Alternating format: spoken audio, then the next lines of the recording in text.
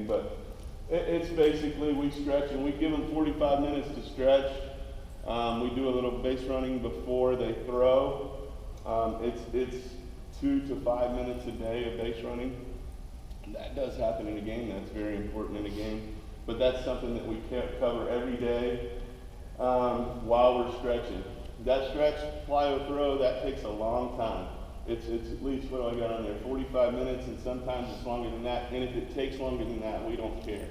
That's an improvement time. They're on our little work area now where we have some plyo walls built for position players to use the plyo walls and everything else. And if they're done at 3:10 and we still have guys throwing long toss at 3:05 or whatever, we're starting indie defense right after those guys are done throwing. Everybody's different. Some kids can get loose and throw and long toss and bands and plyo and everything else in maybe 15 or 20 minutes, and some it takes 20 to 25. Try not to cookie cut anything because every individual player is different. On that particular day, it's catcher, outfield throws, tags, one ball. We try to do every drill with one ball, whether it be a bunt defense or first and third drill. All of our throwing drills, we didn't take IO all fall. We haven't worked on a bunt defense all fall. Infield, outfield is more get ground balls, make the play, make the throw, more than taking a fancy yell, toss, whatever, get it to the catcher getting the throw from first base and throwing it to second base or whatever, which never happens in a game, and rather just work on catchers throwing in a normal situation. So we haven't taken any IO, but those indie defense, those are just something different every day as far as ground balls or fly balls, pitchers working on some things. That could be anywhere from pins to some PFPs in the outfield to pickoffs to whatever they need to do. RBT lasts a long time. It takes a long time, like Corey said yesterday, setting up machines, maybe 2 or 3 machines, 2 in the cage, 1 on the field, 1 on the field, 2 in the cage. Those take time. Those take time if you want to do it right. Pitch recognition, strike zone recognition, taking pitches, it's no fun, man. It takes forever. It's a long practice. If you throw BP and you throw a lot of balls and you want kids to take balls, it's just, and the same thing with the pitching machine. It takes a long time to do, and it's a bitch. It's a bitch. It's an hour and 20 minutes of BP, but you got kids in there, and we do this individually throughout the day, through our morning, our other stuff as well, but it's just tough, man. If you really want to, it's the toughest thing to teach in professional baseball is pitch recognition, laying off balls, swinging at strikes.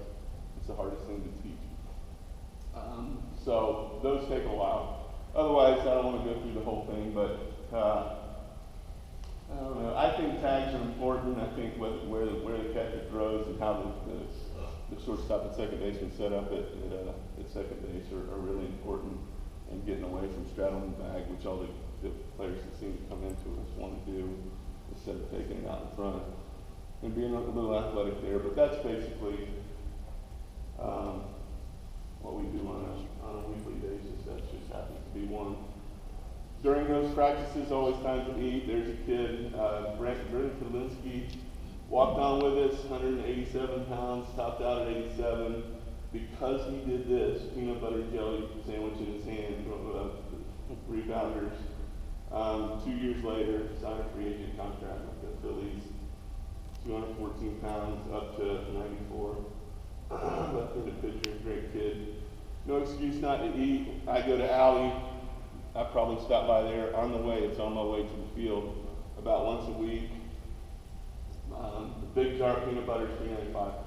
2 of those, 2 jellies, and 6 loaves of bread will usually get us through the week. And I just tell the kids when we're out of bread, which is usually what we run out of first, text me on the group text and go, we're out of bread. And at first they're scared, like, I don't want to tell folks we're out of bread. Just have to tell them we're out of bread. Pick up some bread. On the left is the Los Angeles Dodgers food truck. My son's in professional baseball, and when he was in Cedar Rapids 3 years ago, I went to that game, and Luke Heyer, who played for me, was on the Dodgers' great falls team that was playing against them. And Ryan said, that's the Dodgers food truck. Here's what we eat. He's with the Twins. And it was decent. It was a decent meal from a local, like their Publix up there, whatever there. They catered every meal after the games. The post-game meal for a professional baseball player. The Dodgers have this truck with 2 guys, follow them around, everywhere, because eating is important. Like 3 to 5 entrees per night, that they have 2, whether they're professional chefs, I don't know what they are, they're 2 dudes that can cook and get the right stuff on the table for the Dodgers, whatever, 25, 30 plus coaches, 40-man traveling party. Every trip in the Midwest, that thing follows. So no excuse to eat. Either go to Aldi and buy it or have a damn food truck all year round. I know we can all do that. How does tech help develop players? It just measures everything. That's my thought. It takes a lot of things out of the equation and it gives you a number. Yeah, technical velo's good, but can you make contact, stuff like that? That's stuff we have to find out. But I can tell you this, when I come in and you guys send me a player to work out in their cages, every hitter I see looks really, really good. Every hitter I see, he's swinging good, and I did that for years. And then now we set the hitting Rapsodo up on them, or we get it done, whatever we need to do, and see that exit velo. And they're both making contact. We both know that had good averages in high school, but one of them's, averaging 88, 92, 94, popping a high 90, gets it over 100, and the other kid is 75, 80, 83, 84, 83, 84. My eyes can't tell me that. They used to be able to, I think, but they get older. And I went to classes when I was about 45, so obviously it helps us on that level measure stuff. Did the Pac-Man machine, when you saw the high score, did that motivate you to drop another quarter in ever? Sure it did. If you're a competitor and you're motivated, that's my analogy to kids these days. Obviously, they're playing. I don't know what is it called? What's the game? Call of Duty. All that. I promise you, I don't know. It's a survival game, I guess. But this is the same thing. This is, I don't know, my generation stuff, I guess. And that's the analogy that I use. But if you post those EVs and all that's measurable, and you put that near your locker room on a board, whatever, or it's just in a group chat with the pitchers or the hitters or whatever, and like Corey was talking about with the rewards for the t-shirts yesterday, huge. Then the kids see this, and they,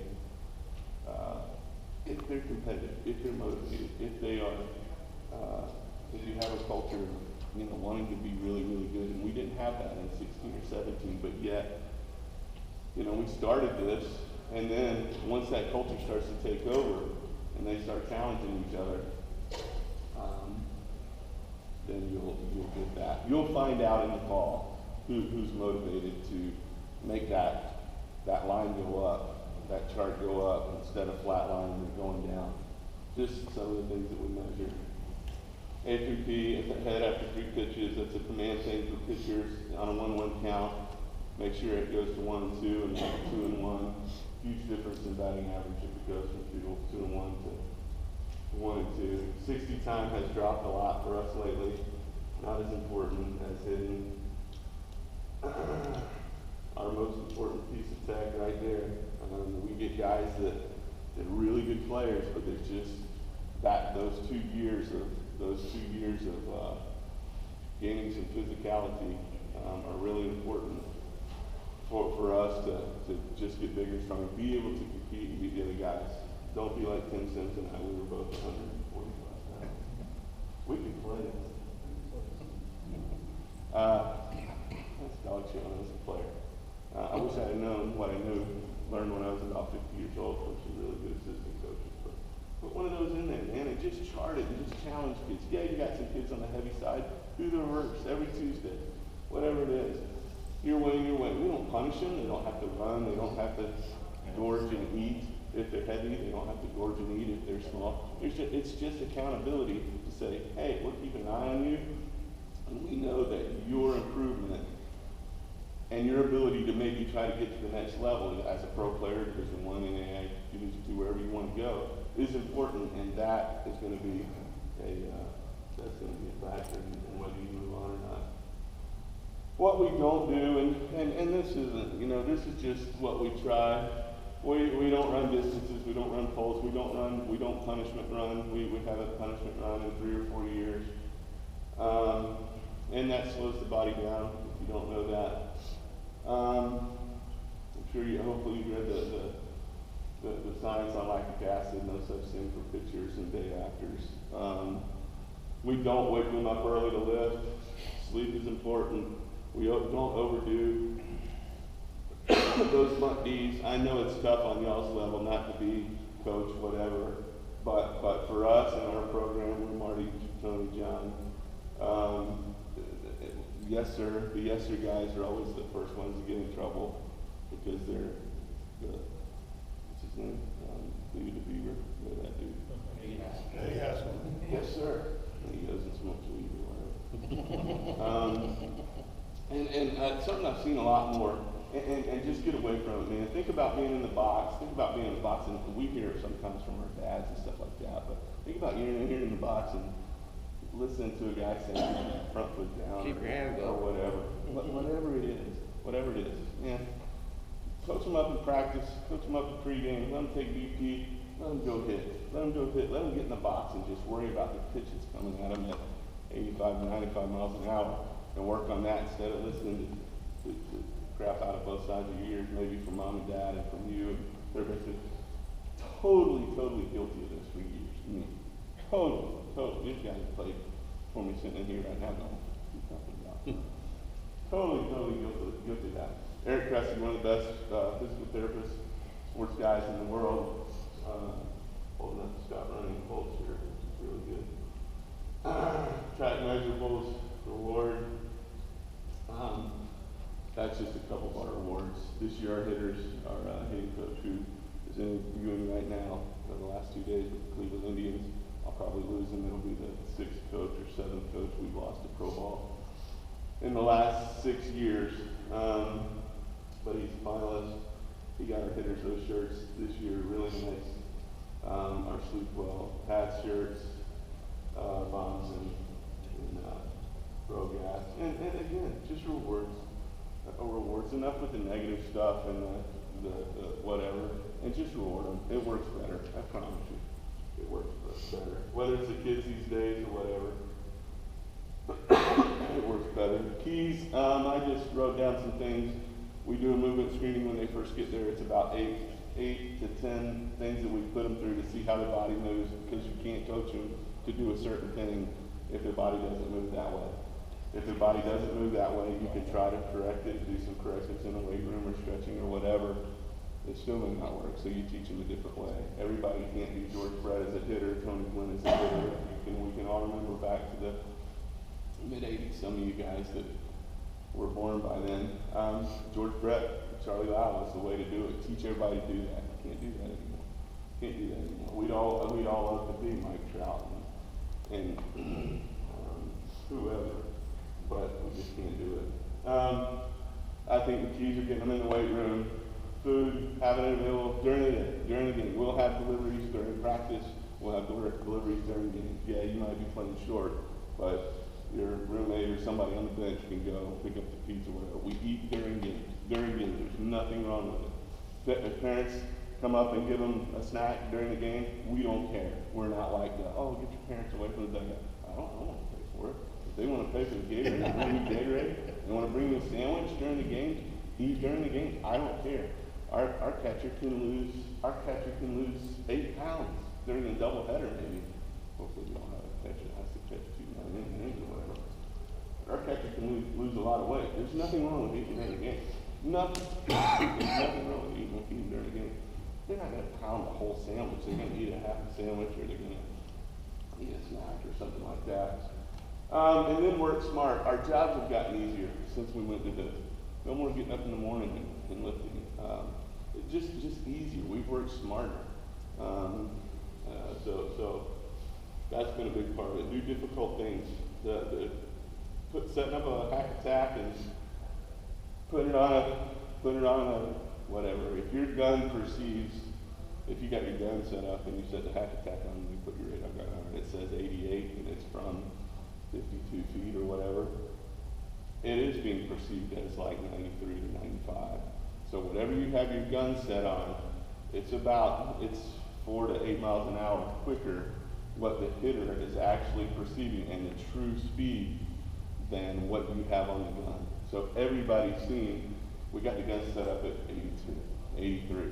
And what is the first thing the kid says when he gets in the cage? He's throwing like 90. That thing's set up at like 90.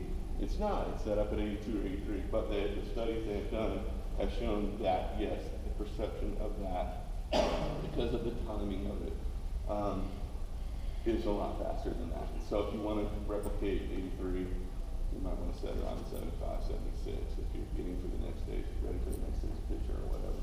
So all of that. And hitting off machines is no fun, man. It's no fun, especially in August and September for our guys. It's easy for our returning guys because they've done it the whole time. But our new guys, August and September, is a little humbling. It's a little humbling. But it gets them better in the long run. And then we bring in a guy to work out, one of your guys that you send to us to work out, and we got the machine set up for practice, and he doesn't get one out of the cage, and maybe he does two things, and we watch for this. It's either, oh man, it's going to be tough, and he kind of hands him shoulders, so he's like, by the third round, I'm ready. And those are the things that we have to do in August and September. Our guys want to grow as hitters and be challenged, and just do tough things, do difficult things. They're not easy. 3 of our coaches are hitting coaches. 4 of our coaches that we've sent to pro ball are hitting coaches, and it's really good to get to lean on them once every 2 weeks and just talk about new things they're doing, including you guys who were here yesterday. We heard Corey Lacey talk about the light fly balls and the smash factor balls. Doing those, so those always help us, and just different ways to set up machines to perceive things differently. Make reps difficult. Pitch machine and most or BP work. Counting your balls.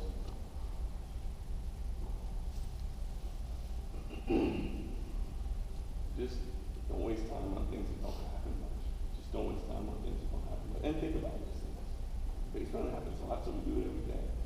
Hitting happens a lot, we do it every day. Ground balls and fly balls are a part of the game. Throwing bullpens, we do that every day they need to throw. So it's basically just more attention to the player and less on the actual team stuff.